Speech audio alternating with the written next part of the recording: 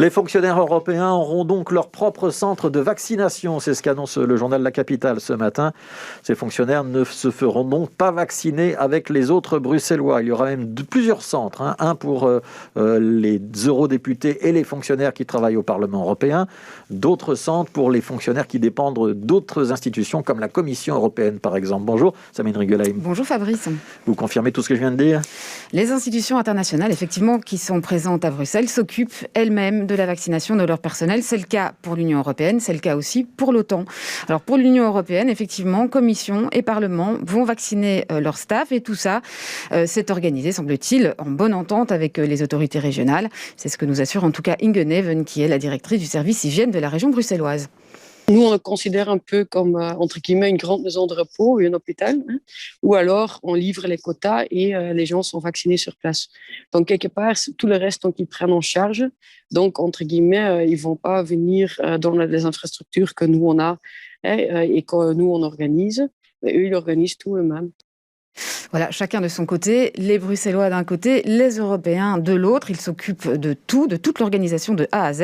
Et ils auront, vous l'avez dit, leur propre centre. Alors, contrairement à ce qui a pu être lu ici ou là, le Parlementarium ne sera pas le centre de vaccination du Parlement européen. Le centre des visiteurs du Parlement, qui avait d'ailleurs initialement été pressenti pour devenir un centre de vaccination bruxellois, eh bien, ne sera tout simplement pas un centre de vaccination. On n'y vaccinera personne, ni bruxellois, ni européens. Alors, Commission et Parlement piqueront leur personnel dans leurs espaces ad hoc aménagés au sein de leur bâtiment.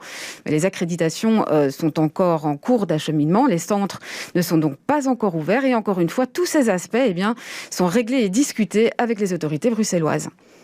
Ils sont venus vers nous, c'était déjà fin de l'année passée, pour nous proposer les différents endroits. Donc, c'était pour la Commission, pour le Parlement, ici pour l'OTAN.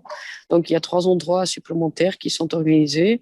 Et on a tout de suite dit que, que pour nous, ils pourraient l'organiser eux-mêmes.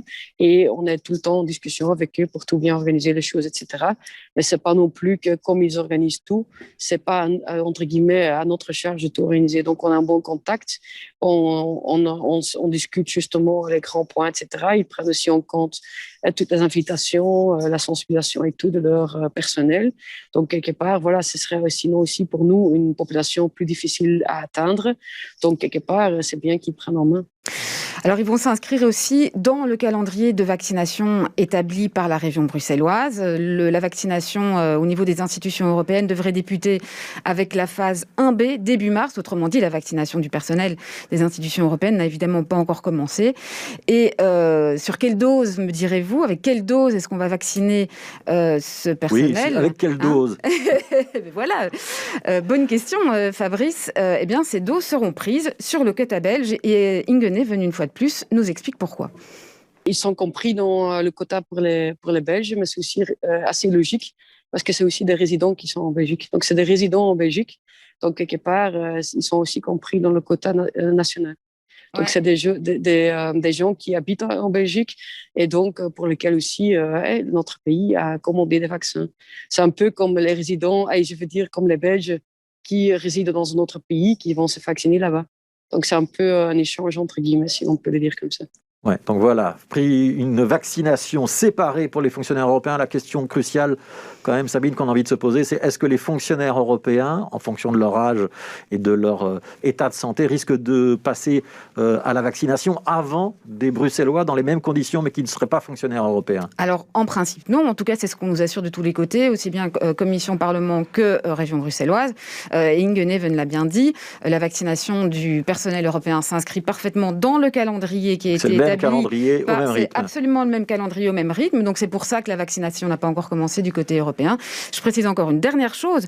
Ça concerne plus ou moins 21 000 personnes du côté Commission et plus ou moins 6 000 du côté Parlement. Les familles ne sont pas concernées. Familles pensionnées vont, eux, rentrer dans le réseau belge. Enfin, bruxellois, quoi. Dans le réseau régional. Merci beaucoup. C'était les explications de Sabine Rigolaim.